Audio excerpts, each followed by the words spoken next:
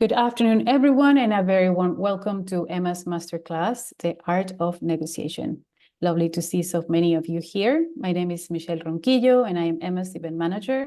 Just a little bit about us. Within Emma, we unite music managers organizations across 16 European countries, which represent more than 3,000 managers across Europe.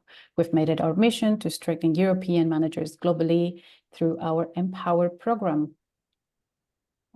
which encompasses education, advocacy, networking, and research. Empower is a project co-founded by the European Union. If you want to know more about us, or if you want to stay up to date with the upcoming events, make sure to visit our website, follow us on social media, and sign up to our newsletter. You can find all the links in the chat in a little bit. And also, when you log off Zoom at the end of the session, a super brief survey will pop up. Please take a moment to fill it out, as your feedback helps us massively to improve our upcoming events. I am going to share the agenda of today. And we are in very good company. Today's session is being moderated by Jess Patridge, our Emma's Executive Director. And make sure to ask your questions in the chat. And I think without further ado, please, Jess, over to you. Thanks so much, Michelle. And hey, everyone, it is so great to see so many of you here. And it is, of course, especially great to see our speaker, Richard. So yeah, we're really looking forward to the session. It's one that's been requested quite a lot. So we did purposely really go out and try and find the perfect session for you. Hopefully this will suffice. So we have Richard here. He's written this brilliant books. We have shared with you more information about this, and I believe a discount code. I really recommend reading it as a follow-up to the session before we say anything else, because it is brilliant and will help you on your negotiation journey. But let's start it off straight away. Richard, it would be great if you could introduce yourself and say more about what you do and how you came to write such a brilliant book. I'm going to say co-write right at the top there. Yeah, sorry. My co-author is in the audience. I can see Andrew. Hi, nice, great to see you. I'll tell you a little bit about me, and then I'll tell you a little bit about how Andrew and I came to write this book. My name's Richard Hoare. I am a 45-year-old recovering music lawyer. I say recovering. I was a private practice music lawyer at a top London firm for many years, where I trained and I was a partner, and I was able to work with some of my musical heroes, including the likes of Daft Punk, Aphex Twin, The Cure, Paul Weller, all sorts of fantastic artists.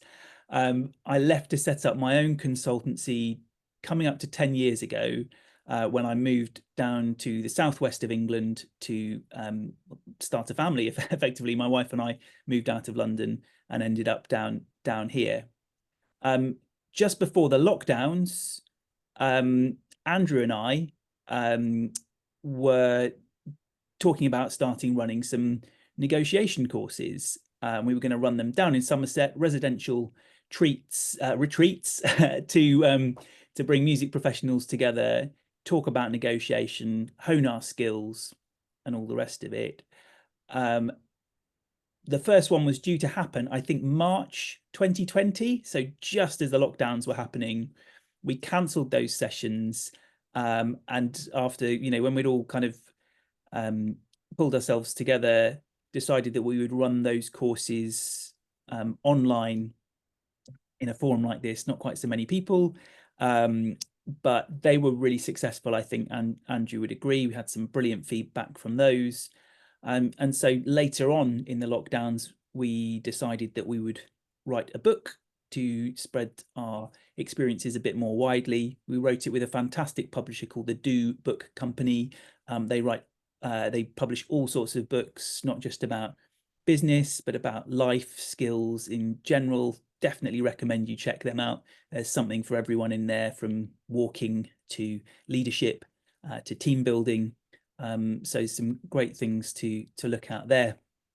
And yeah, that's how we came to write the book. It's a general purpose negotiation book, but all of Andrew and my experience is in the music and entertainment industry. And so all of the case studies and the experiences that we draw on in order to add credibility to our stories are things from our own experiences in the music industry. So hopefully really relevant to what some of you will be, well, what hopefully all of you are working on. So we'll hopefully help those lessons hit home a bit more. Absolutely. And it is a really great, but I think one of the things that surprised me about the way that you talk about negotiations, how human it is and how it actually has such a narrative to it. It's not just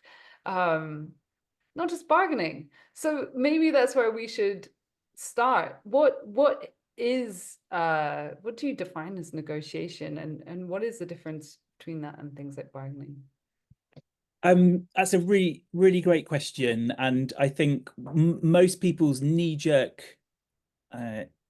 idea of what negotiation is bargaining, bartering. I think when I meet people and they say, you know, I've written a book about negotiation, they'll usually say to me either, oh, I hate negotiation, I'm terrible at it, or yeah, I'm a pretty good negotiator, I got a great deal on my car recently, or something like that. And in almost all of those situations, what they're referring to is bargaining, this idea of making an offer and going back and forth on usually on the price of something. Mm-hmm. And whilst bargaining is definitely a very important component of negotiation, it's by no means the whole story. I've got some slides from a presentation I did, a workshop I did last week, and in that, I don't know wonder if I can share it here. It's quite good, and we'll send around a little one sheet afterwards, which has got some of this information on as well. But I'll get this up on screen so everyone can see it. It's a really nice ChatGPT generated definition of negotiation.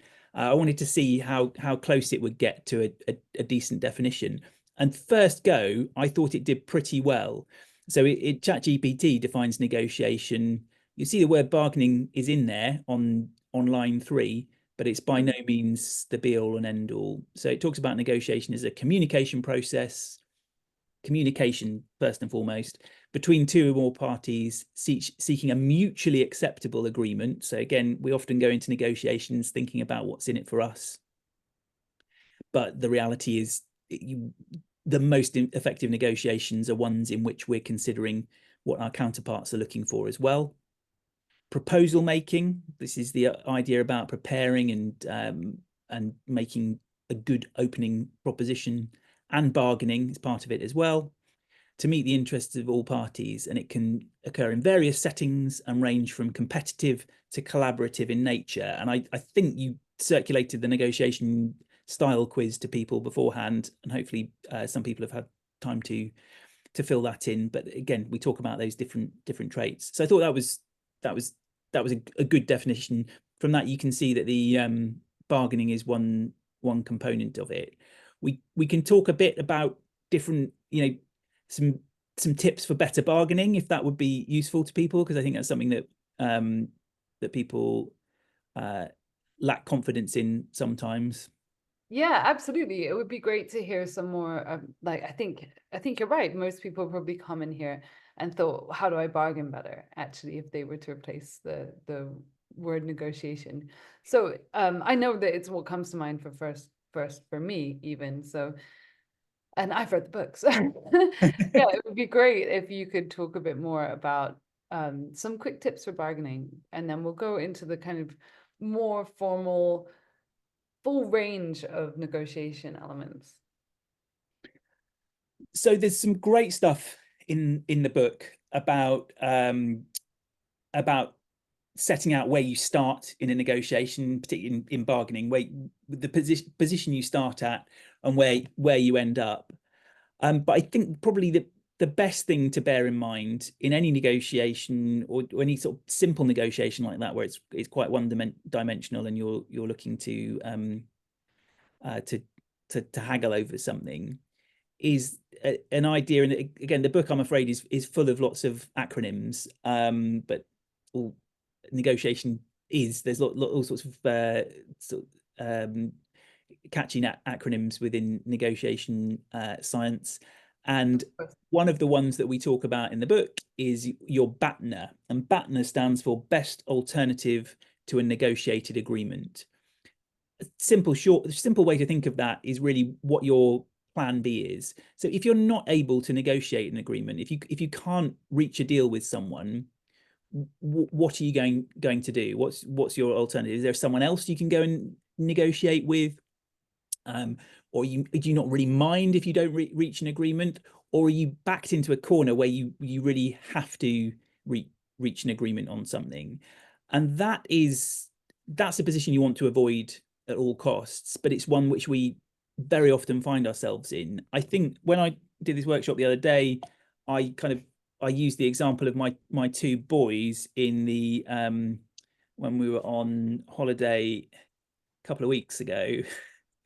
So here you can see the two boys here, both with very contrasting bargaining styles.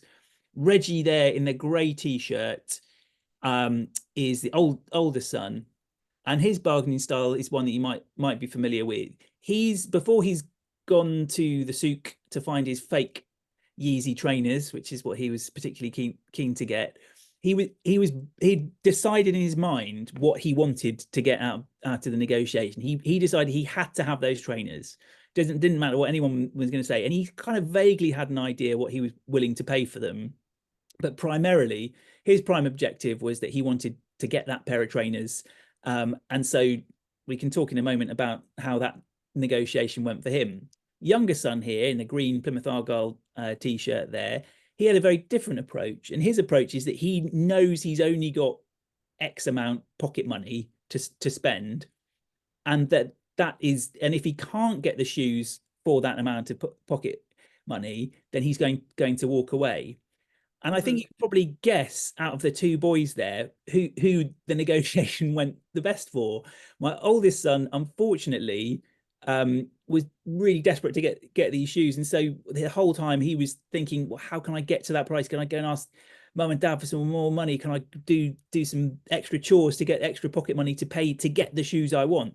Whereas the youngest, he would constantly, if the very experienced negotiators in the souk would say, it's this much, then he would say, I've only got this much, and he'd be walking out of the store before you knew it.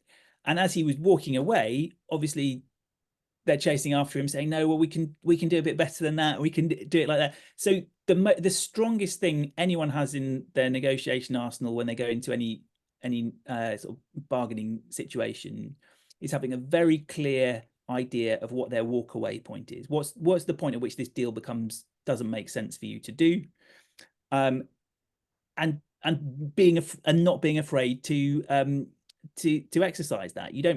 We try not to bluff it too much and just pretend to walk away, because there's every chance someone will call your bluff. But if you're very clear in your own mind about what your bottom line is, then that helps you enormously in any bargaining situation, I think. So having your was it banter? No, not banter. It's tempting to say banter, but it's BATNA, best alternative to a negotiation. So having your BATNA worked out, your best alternative, and also knowing at what point that what point you're going to leave, what point you're going to walk out. Precisely. I think and all of that comes through preparation and understanding your position as best you can before you start the negotiation. Absolutely.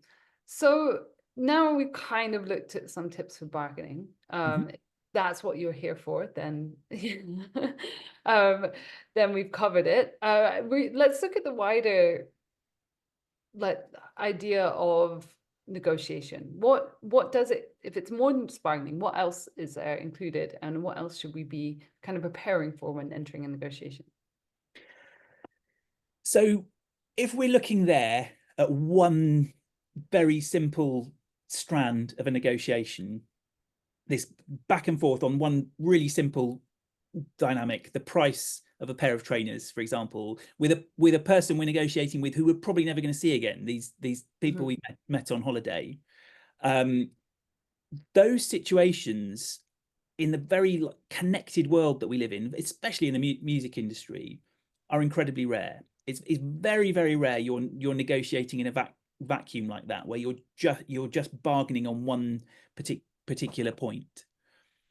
So when we think about negotiation, we're not thinking about it in this just kind of one-dimensional, how can I get you closer to my point and further away from your point? What we're thinking about is a series of interconnected strands in that negotiation. There's always trying to think about the bigger context in any negotiation. So in a record deal, for instance, yes, we'll be arguing about what the advance will be. So the advance is effectively the front-loaded consideration in the deal. It's very often the thing that people are very fixated on. How much upfront money can I get? But of course, that's just one component of the deal. And even before we get into the long form agreement in any record deal, the deal memo that comes out will usually have a dozen or so strands to it. So as well as the advance, the upfront consideration, you've got the back end consideration, the royalties, how much you're going to earn in the longer term. How much exclusivity are you giving away? So how important is your ability to go and work on other labels going to be in the future if you're an artist? How long are you giving your rights away for? So is the record label going to own your rights in perpetuity, or are you just giving those rights up for a much shorter period of time? When they have those rights, how much control do you retain over them? How much do you get to say as to whether those whether tracks are used on certain adverts or whatnot? There may be other elements to the deal as well, sort of so-called 360 elements to a deal, whether a label's going to be involved in your touring activities. They're going to provide you with tour support, and are they going to ask for a share of your live income in exchange? So already we've come up with half a dozen different strands. And I think the real skill in when you're approaching a negotiation which has many different aspects to it, is really trying to get an understanding of which of those different strands to the negotiation are going to be most important to you, and which are going to be more important relatively to your negotiation counterpart.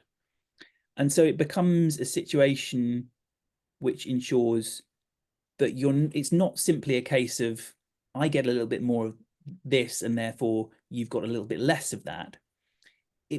It turns into a situation where if I'm getting more of the thing that is relatively more important to me, so if I'm a brand new artist, getting that money up front, having a big advance may be incredibly important to me relatively, because it allows me to give up work and focus entirely on music. It allows me to clear some debts. It allows me to invest in a studio. So that upfront investment may be relatively a much more important part of the transaction than it is to a major record label, who, whilst obviously they're not going to want to just write you a blank check, when you look at who's got more access to finance, you or the record label, it becomes clear that those things, for every pound that you have now, it's relatively more valuable to you than it is to the record label. Of course. And so it's a case of working out where the value sits and how much of that value you can shift to your side. So it's rarely a case of just my win is your loss and vice versa. It's about understanding where the relative value sits in each negotiation, each strand of the negotiation, and trying to allocate it to whoever's going to derive the most benefit from it. So yeah, there's just a whole bunch of other things to think about when it comes to negotiation. So I've heard this and had this both. I've practiced it and I've seen other people practice it. It can be something as simple as when you're hiring. I've hired photographers before, and they've said, well, you know, if you can't up the price because I didn't have any more money, well, I'm going to need a little bit more time. Yeah. And that's okay. It can always just be thinking of, okay, well, how can I make this work for both of us, rather than just how can I make it work for me, right? That's the idea. Totally. And what you've just described there, that may not be a consideration that's even on, is even looks like part of the deal yet. So the idea of getting more time might not be something that's in the contract. Probably is in the photography contract, but there's all sorts of instances where there are going to be elements of the deal that aren't immediately visible, and they won't become visible until you can have quite an open and honest conversation with your counterpart as to what's really important for them and what's really important for you. I think where a lot of people come unstuck is they think, oh, you know, they understand that part. Okay, so I need to really understand what's important for me and what's important for the other side. But people aren't quite sure where to go with that, because they worry that if they just show all their cards immediately, the other side, if you don't know them that well, or if you think they're a, you know, major record label who is untrustworthy. And actually, we did a session like this with A&Rs from a major record label a while ago, and it was fascinating. They were much more trustworthy than I think lots of managers would expect them to be, and vice versa. You know, I'm sure lots of A&Rs have had experiences of being sort of sold to the highest bidder with managers who've behaved unscrupulously.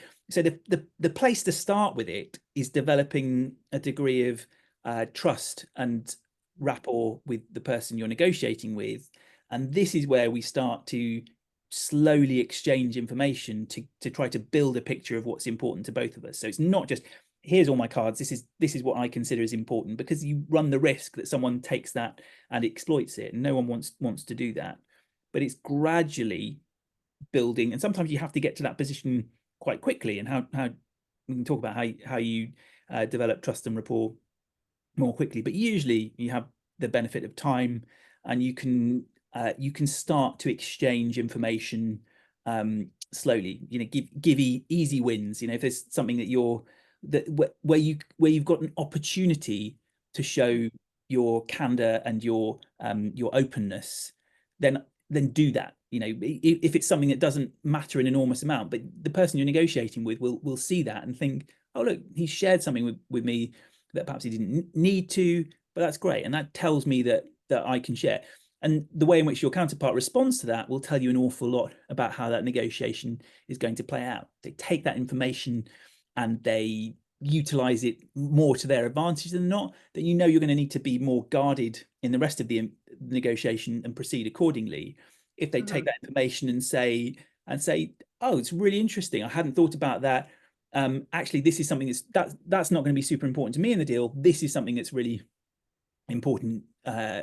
This is something that I am really concerned about, and they give you something back and a more collaborative, then great. You know that there's some the negotiation might proceed differently, but it's starting on that basis of rapport and trust, and making sure that there's a forum in which you can exchange information that is actually very often still best done face to face in public. If not, you can jump on a call like this, or you can get on a phone. But you can see when we look at negotiation in that context, where we're trying to find all these small areas where we could each win, it can be quite hard to do that just on emails or WhatsApps or whatever, because you start missing some of the nuance and you start missing opportunities to create value. Absolutely. So before we go into looking more at the personality quiz, and as you mentioned, we did send out the personality negotiation quiz to everyone registered in advance. I'm sure Michelle can share the link in the chat just in case anyone hasn't had a chance to do it. It's very, very quick. But before we move on to that, I just want to say, is there any other kind of preparation elements that we should be quickly reminding people of, whether big or small negotiation, that they should be paying attention to before they enter a negotiation? you want another acronym? Yeah, go for it. So another really important acronym in the early stages of negotiation is ZOPA, and that stands for the Zone of Possible Agreement. Okay. And again, it's a great diagram in the book. I don't have an image here that I can share with you, but we talked earlier about my youngest son's bottom line, his walkaway point, the point at which the deal doesn't make sense for him. He's got that point, and he's also got his best expectation, the very best he could possibly get out of that deal. So his kind of dream scenario and his worst walkaway. Let's flip this on its side and imagine that you have your zone of what's acceptable to you, this range of possibilities. And then over here, we've got your counterpart's range of possibilities, what they see as the best possible case scenario and the worst possible case scenario. And somewhere in the middle here, we've got an overlap. I have actually found the. I'm just oh yeah, there you go. Lovely image. That's better than my hand signals. It really helps. It really helps to actually see what it means in terms of that overlap in both of your kind of negotiations, where someone's going to walk away and where someone's going to see that they think that they've got the best deal. So where those two things overlap is a very important point. And if you can identify that, I guess. Absolutely. And if you find you've got quite a big playing field to work with there, that zone in the middle, great. You've loads of room to explore areas of mutual benefit within your negotiations. If in any one of the strands of negotiation that you have, there is simply no overlap in that that zone of possible agreement. So you have a situation where, for example, a major record label absolutely insists, and I don't think this happens so much anymore, but it used to be the case, that they must own the rights in your recordings for the life of copyright. But you as an artist have an absolutely fundamental red line in the sand that you don't want to grant rights to anyone for longer than 10 years, say. If those two things are never going to align, you're never going to reach an agreement. And what we're here to talk about is creating value and coming up with mutually beneficial arrangements. But the reality is we very often have situations where we're just going to be diametrically opposed, and there are going to be irresolvable differences. We would much rather find out about those in the first week of negotiation than 6 months down the line. And I'm sure we can all think of instances where we've had a negotiation only to kind of find out, really, you probably had a gut feeling about it, but to find out way down the line that you're not in the zone. And so we talk about it in very plainly in those terms, and just say, let's get on a call, let's find out if we're in the zone for an agreement. And I think people, again, especially British people, can be very coy about talking about those things, but my goodness, you save yourself so much time and energy if you can establish that early on, and no one feels worse about it. But it's like, it's good to know, glad we found that out now, let's find something else to work on in the future. Don't give up on it lightly and really interrogate it. If someone is saying we wouldn't drop it down to 10 years, let's look at that and say, have you ever done that? Have you ever done it for an artist at our level? Sometimes they'll do it for artists who are absolute superstars and are renegotiating their contracts.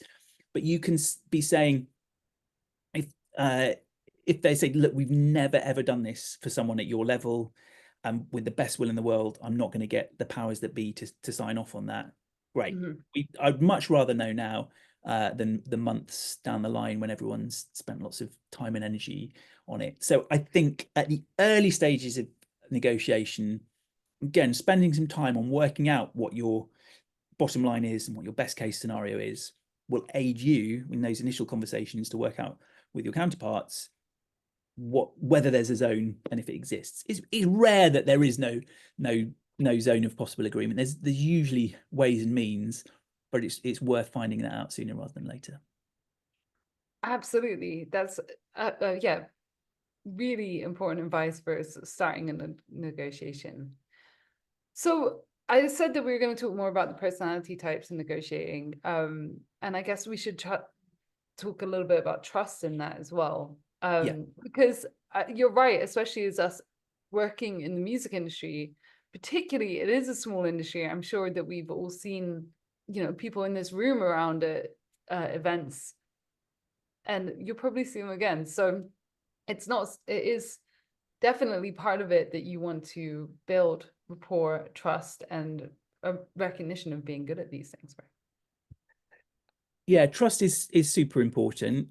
And I'll say, for, you know, we started off this this chat with me being candid about my background and what I do.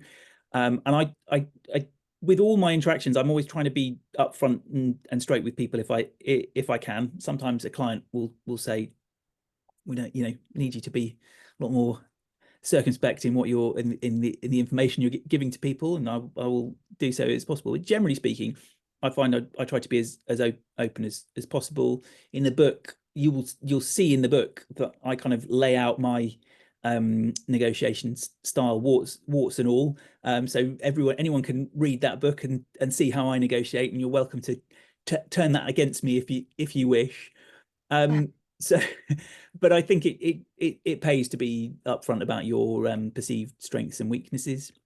I think, and on that theme of trust and all the rest of it, we sent that quiz round.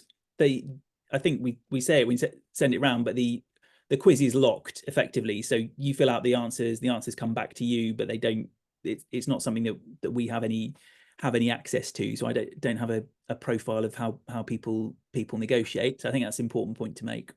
But this idea of trust and reciprocity is when we do in-person workshops, we do an exercise which is based on a game theory exercise, which many people will have heard of, called the prisoner's dilemma, which basically pits two teams against each other, and they have to decide whether they're going to share a pot of money between them or steal a pot of money from the other party. And you've seen it in game shows. It's in Love Island and various other things. It shows up a lot in popular culture. But what's interesting about this exercise, and there's been an awful lot written about it, and an awful lot of studies written on this supposedly very simple exercise. What's interesting about it is that it flips the assumption that if you act in your own personal self-interest, so the way it works is that if you both agree to share a pot of money, let's say it's £5,000, if you both agree that you're going to share that money, then you'll both get £2,500 each. If one of you says, I want to share it, and the other one says, I want to steal it, then the one who steals it will get the full 5,000, and the one who said, I'm going to share, gets nothing. So far, so good. You may think, you know, the obvious thing to do is just to steal it, because what have I got to lose? What you have to lose is that if you both decide you want to steal it, and you both betray each other's trust, then you end up with nothing. So the risk then is that you end up a negative. So the default assumption is that by following your own self-interest, that will lead to the best result for you. The reality is the best result overall, if you play this game over a long series of games, is that if you start out by both betraying each other, then you just get locked in this cycle of that you never trust each other, so you always try and steal from the other person, and it means the cycle of betrayal. The cycle of betrayal continues, and everyone ends up with zero. If you play this game over many, and this in the 70s and 80s, they developed lots of early computer science and early AI, I think, revolved around this idea of, well, how can you make a machine that does better in these games overall? And it's very interesting. The program that ended up doing the best applied a kind of tit for tat reasoning. So it would always trust until it was betrayed. And if it was betrayed, then the next round it would betray too. Mhm. But as soon as the trust came back, it started trusting again. So you can imagine over many iterations, thousands of iterations of this game, a person playing that game or a computer playing that game is going to learn quite quickly, oh, I can see what's happening here. Every time I betray, they betray me back. But as soon as I start trusting them again, then I get the benefit of that trust as well. And so over time, if that's your approach, the person playing against you recognizes that the way to start, they're not going to get lots of £5,000, but they are going to get potentially endless £2,500 by sharing with you at each stage along the way. Yeah. And I think when we play this Prisoner's Dilemma game, in the game shows, there's only ever one round of Prisoner's Dilemma, and it's kind of the whole game is based on how much can I convince someone that I'm a trustworthy person, only to pull the rug out from them at the very last minute. When we play it in workshops, we probably play 5 rounds, and people realize really quickly, oh, hold on, if we just betray the whole time, at some point we're going to need to win the trust back, and it's quite difficult to do if you betray people early on. Especially people find it hard to win that trust back. But over the longer term in the music industry, and that's what the music industry is effectively, or any business really, is just an ongoing series of these interactions. How do people know that they can keep coming back to me and trusting me? In my business, is really important that people know that I'm trustworthy and someone who they can do business with over the long term. And so yeah, it takes a long time to build up that trust, and you can damage it quite quickly. So the approach, that's the starting. But especially when we speak to a workshop I did last week was with some young music management students at the University of Westminster, and they, as you might expect, were kind of quite keen and ambitious and out for themselves to a large extent. And so that they found themselves in this kind of cycle of betrayal, as you said, quite quickly. And I think those of us who've been doing this for a bit longer will find, yes, there are people who employ sharp practice and can be less than trustworthy, but generally speaking, the people who've been doing a job for a very long time and in positions of some note in the music industry, generally people who when they say they're going to do something, do it. And I'm sure we can think of exceptions to that. But my experience, again, if I'm ever doing like high-end negotiations with big American lawyers, I mean, it's always extraordinary that they're tough, but they generally do what they say they're going to do. And so I think there's a lot to be said for developing that trust over a longer period. Absolutely. And I think, we throw around these words like betrayal and trust, and it can seem like really big things. It can seem like we're talking about big actions, but these really can manifest in small moments and small exchanges that show who you are. So I'm very aware of time. So I really would like to move on to personality types. So it would be great to find out more about what these mean. And also, I think it would be great to kind of dive in straight away with looking at how we can maybe change or work out, okay, well, if someone's negotiating style is like this or that, what can we do to better ourselves? So with that, I'll share my results, and let's look at the ways that maybe we could, I don't know, either take advantage or change based on my negotiating style, for instance. Okay, thank you, Jess. That's really very, very candid of you to share that, and very trusting. This is good. This is in the spirit of what we're talking. There you go. Talking about here. First thing to say is, I mean, I love this. I love your chart here. I think this is fantastic. The first thing to say is there's no real these are what they are. There's no real grounds for concern, I think, in any of these charts. I think if you, and this doesn't really apply to anyone. I don't think I've ever seen it where someone just scores off the chart in one area and then nowhere to be seen on any of the others. But I think what it tells us, so when and most people who do these, we try to encourage people to do them quickly. Just go for your sort of knee-jerk, tick the box, which one applies most to you, because that should reveal most about how you actually negotiate in your default mode.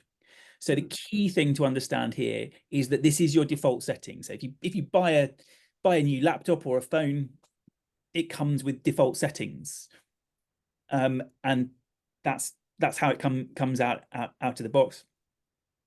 But the most important thing to note with these traits, and we'll talk about specifics on any individual traits in a moment, is that they're not hardwired, and that yes, this might be how you negotiate if someone's kind of just caught you on the hoof, or you're tired, or you've had, you're at full capacity at work, you just don't have the time to deal with something.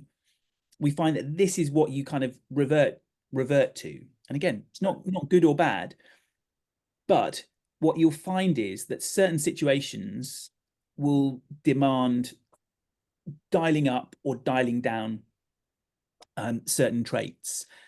What's nice about yours, Jess, is you're kind of like midway on a bunch of them, which is perfect. It means you don't have too far to go in any one direction. What we see again with lots of young managers, young lawyers, young A&Rs is they'll score very high on the competing side of things. They want to win, and that's understandable. You're developing a reputation. You want to be the best at what you do, and so that you'll have a very kind of high competing score. However, that if you are a young A&R and you're ultra competitive, that might come across as off-putting to a new artist. They might think, some artists are gonna think, I want this person to go in to bat for me and to be really competitive. But increasingly, we're finding that whilst that was a very attractive trait in the 90s and noughts, increasingly that's not what people are looking for. People are wanting to see have people on their team who are more willing to listen and to collaborate and to take account of what other people are doing, rather than be very focused on what's important to them and being very assertive on their part. So it's about understanding where you sit by default and understanding that there may be situations where you need to dial that up. I definitely have situations like that. I'm sort of mid-level on competing, probably on the lower side of competitive. But I have clients who will say, we really need you to kind of put our best foot forward here. And so if that's the situation, I know that I'm going to need to approach that negotiation with some preparation, and with a degree of I'm going to need to consider how I approach that negotiation and not just kind of go to my default mode of negotiating. Similarly, I score quite high on avoiding or circumventing, we called it, because I think avoiding can have negative connotations. And there's all sorts of instances why we would want to not just jump straight into a negotiation. We might not have all the facts in front of us. It might not be the best time to have that negotiation. We might want to have that. It's not saying that we don't ever want to confront the negotiation. But again, if I've got a situation where it's important that this negotiation happens and it happens now, then I need to put any sense that I have of like, maybe I just want to sit back, get more information, etc. I've got to park that, and I've got to dial up my ability to kind of to get into the negotiation sooner rather than later. So having a baseline understanding of where your strengths and weaknesses are is going to be incredibly valuable, because it means that you can approach different negotiation settings in different ways. But I think what's really important about understanding this in yourself and what your own negotiation traits are is that just as soon as you've done this exercise, I guarantee that when you start negotiating with people next week or next year, you'll start spotting these traits in other people. The competing one is super obvious. The compromising one you'll see. You scored really high on collaborating, Jess, and again, that's something that you'll start to recognize. And if you can recognize that early on, if you can recognize that your negotiation counterpart is a big collaborator, then great. You can kind of there's all sorts of opportunities that we talked about earlier to explore some of the areas where you can create more value early on. But if you don't sort of know that the other person is going to be up for doing that, then it might take longer to get to that stage.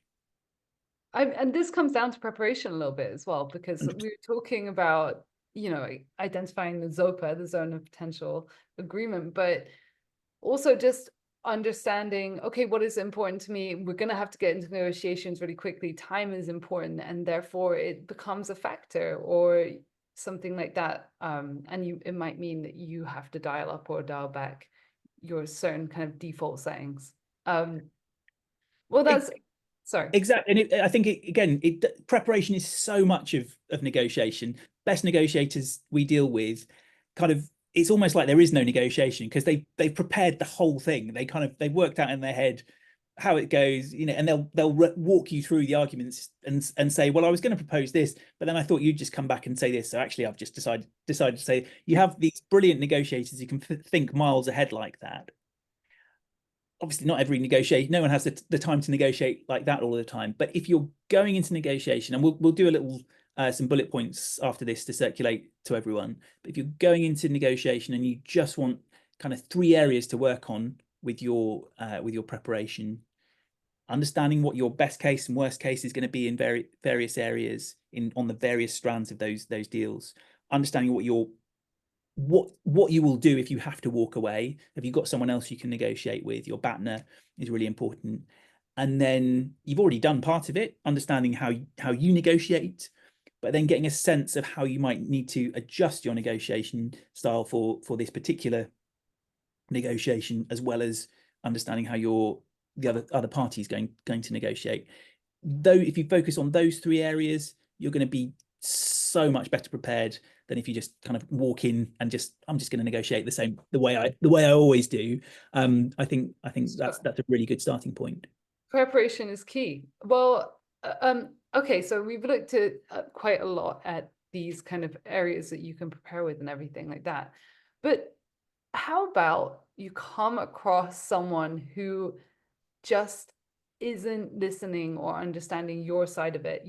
As a collaborative negotiator, I am always there looking for ways to sort and agree with something. However, sometimes you need to persuade people. So are there any particular kind of advice that you have for persuading and helping people understand things from your point of view? Because sometimes it might just not be their natural default setting. Yeah, I think you've touched upon something really interesting there, because again, my approach, and this is the way I always try to come at it, is let's find a way where we can all collaborate and work wonderfully together, and it becomes this lovely exercise in us collectively deciding how to extract some value. Of course, that's not always the case, and I think what lots of people are probably coming on this session for is to understand, well, if I'm in a jam, how can I persuade someone that how can I get them to see my way of looking at things? Again, some great stuff in the book about it. We point you to, and we'll talk about him in a moment. There's one negotiation expert who I think is really, really strong on this side of stuff, the psychology around persuasion. It's a guy called Chris Voss, who's a former FBI lead hostage negotiator. Hopefully we don't find ourselves in situations where we're having to similar to negotiating for the release of hostages, but you can imagine the FBI have huge teams of scientists working on the science and the art of persuasion and bringing people around to your way of thinking in almost impossible situations. So maybe we'll talk about him a bit more if we've got time at the end. But Chris Voss, you can go and check him out. Loads of content on social media and all the rest of it, and a brilliant book called Never Split the Difference. Mm-hmm. But I think the best persuasion formula that I heard is actually something that I came across after we wrote the book, unfortunately. but it was in the Harvard Business Review back in the 90s. I'll send the details of the actual article, but it's this fantastic kind of 4-step persuasion pathway that the guys in my team have all started using. And I think it's a really simple shortcut to kind of being able to understand how to persuade people. If you want some, and again, we'll send some examples of where you can go and see this applied in practice. But the way I was taught this on a course I went to last year at Cambridge Uni, and they showed us extracts from the classic film starring Henry Fonda, 12 Angry Men, in which he's a lone juror in a murder trial who has to try and convince the other jurors round to his way of thinking. Everyone else is against him, and you see how this one guy convinces the other 11 men that he has to that they should see things the way he sees them. So that's a really good example if you want to see this persuasion pathway put into practice. The other way, the other more recent, if anyone wants a more current piece of content to watch, is a series that was on Apple TV recently, which I just saw reviewed as being a bit silly, but actually from a negotiation perspective, it's really, really good.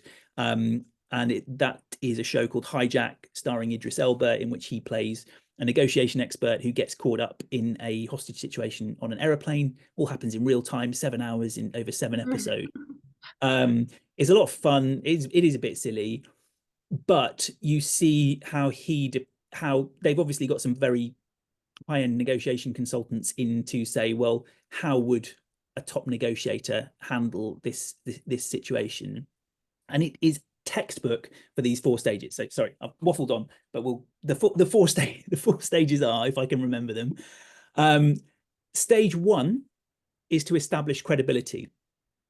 Okay, so there's no, you can have the best arguments in any situation possible, but if you're walking into the situation and no one knows who you are or why they should be listening to or what you've done to command their time and attention, then you're not going to get taken seriously.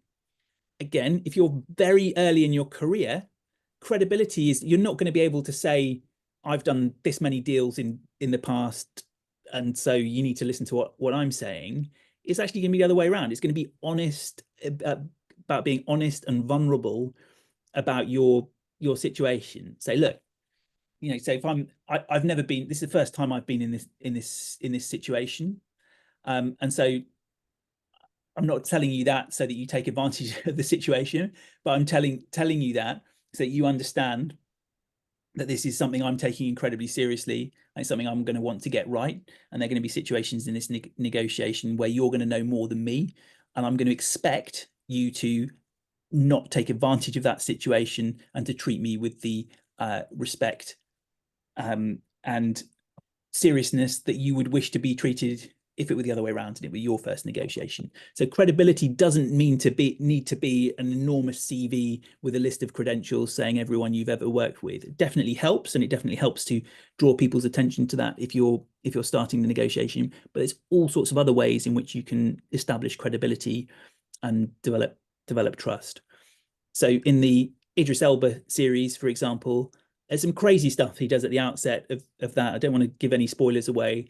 And I think if you're watching it without this framework, you might think, well, why is he behaving in that way? And of course, the way in which the reason he's behaving in that way and giving small gives at the outset is he's saying, look, I'm a person, even when the odds are turned in my favor, I'm not going to exploit that situation. I'm going to do the right thing at the right time, so that when he really needs it and he really needs them to listen to him, that credibility is established. So that's step 1, establish credibility. Step 2 is frame for common ground. That's the idea. So in Hijack, he keeps saying to everyone sort of in various different ways, something along the lines of, look, we all just want to get home safe. We all just want to get back to our families. So whether that's the pilots, the people on the plane, or the hijackers themselves, that's that's the end result we're trying to get to.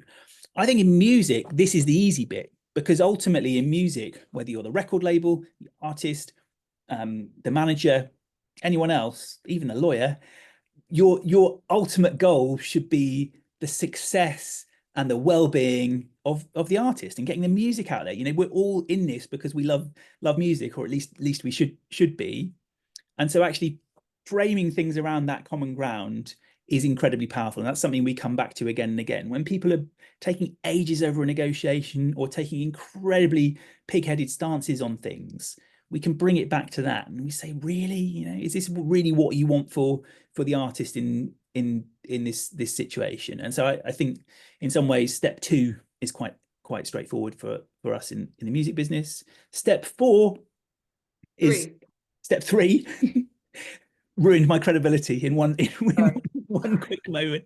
Step 3 is about providing evidence, and I think that sounds obvious, but I think that's where lots of people start. Lots of people come in and say, look, you know, in this deal it was done in this way. I provide a benchmark in some other way. If you haven't done the first 2 steps, if you haven't said to people why they should be listening to you, then chances are that the evidence will fall on deaf ears. If you haven't framed for that common ground and where you're ultimately trying to get to, there's a chance that as you present that evidence, people are just going to get more entrenched in their own view and say, well, of course you would say that, because you're trying to get to a point that benefits you. It's like, you know, if you ever try and we live in very polarized times, obviously, and if you ever try and convince someone who's of the opposite political leaning to you, it's incredibly difficult to do. The evidence you provide very often just reinforces what their their counter arguments. So I think it's difficult.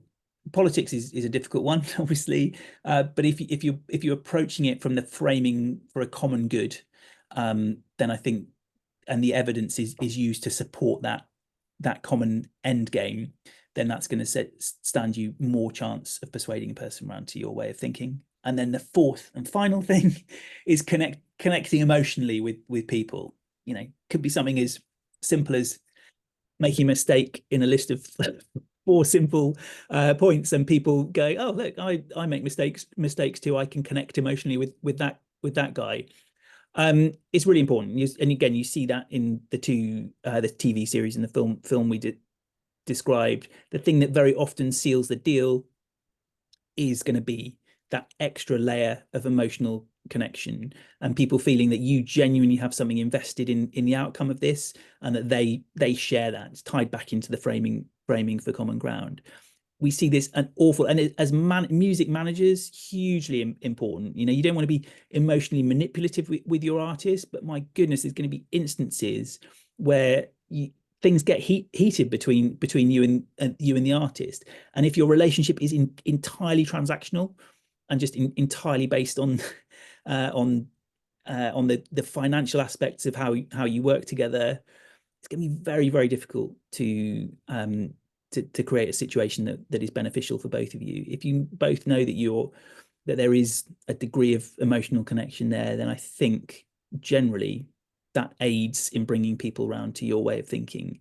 The key in that emotional connection is empathy, and an ability to step outside your own personal interest and consider what the other party considers most important.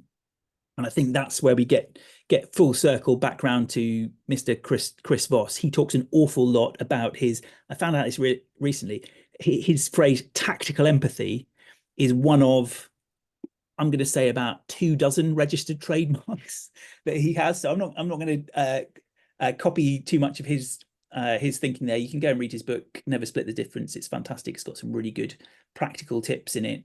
But he talks about tactical empathy, this idea of at specific points in the negotiation, bringing the other party around to inviting them in to see things from your perspective, and vice versa. You have to consider what they're saying. So the way in which he does that is by mirroring what people say. So someone says something to you, phone you up, they're very angry. It's like, like on the therapist's couch, you would say, it sounds like you're very, very angry. You put a label on that, and what you're telling them is that you're whether you've got it right or not, you're making an effort to understand how they're seeing the negotiation. I think more powerfully, and this is a really strong takeaway tip for anyone who wants to try to harness empathy in the negotiations, really, really simple, what he calls calibrated questions. And calibrated questions, really, there's different species, but the most effective and simplest way to ask a calibrated question is going to be a question that starts with how. So if someone makes you a ludicrous offer in a deal, and you'd say, how am I supposed to take that to the artist who I represent and expect them to take it seriously? Simple question. Just starts with how. But that simple question fulfills three very specific functions. Number one, this is something that Andrew and I always talked about, is it slows the negotiation down and it builds time. It puts they've come in with some crazy rash proposal, and you've immediately batted it back in a way which just takes the heat out of it slightly, and that can be incredibly valuable. Number two, yeah, sorry, Jess, yeah. No, I was just gonna wrap up, but no, absolutely. How is a really, really important point there. And then just so really quickly, sorry, we've run past the time there. What how also does really quickly, those how questions immediately get them looking at things from your point of view. It puts them in your heads. If I say, how can the artist, suddenly they're thinking about, well, that deal makes sense for me. By asking that question, it's getting them to consider things from your point of view. Thirdly, and most powerfully, it gives them the opportunity to almost solve the problem for you. Because if you say, the example I just gave, how can my client accept such a crazy offer? Then they might say, well, okay, we'll increase it to what you want. They might solve it that way. But they might say, well, no, hold on, because what we're going to do this other stuff as well that we think is really important for you. And they might not have even been thinking about that yet, but it'll get them thinking about the things that you can do. So how is an incredibly powerful word when we're negotiating. We want to harness some empathy. That is a really fantastic tip to end on. Thank you so much, Richard. I think that you really highlighted the personal element, and I don't know that everyone coming into this room expected that negotiation would be so much about personality, but it really, and the way you come across, but it really is. Whether you're negotiating with your artist, whether you're trying to persuade your artist, or you're, just trying to do a simple, simply book a photographer. There are so many different ways that all of these things will come into the manager's everyday life. So thank you so much for that. And yeah, as we said, we'll be sending around a few different elements, and I'm really sorry we didn't have time for questions. If you do have anything burning, please send it to me. You know where to find me, jess@emma.community, and you can, I'll try and get them answered.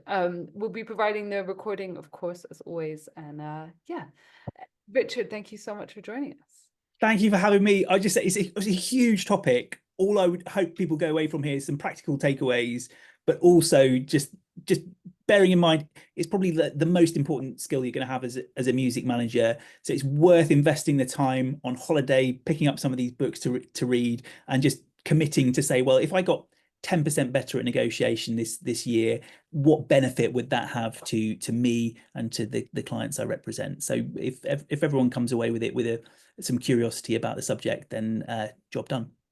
Extremely persuasive, thank you. Okay, as always, there'll be a short questionnaire when you leave the Zoom room. If you could answer it, that would be great. And we will see you at our next event. Thank you so much, everybody. Thanks, everyone. Great to meet you all. Bye.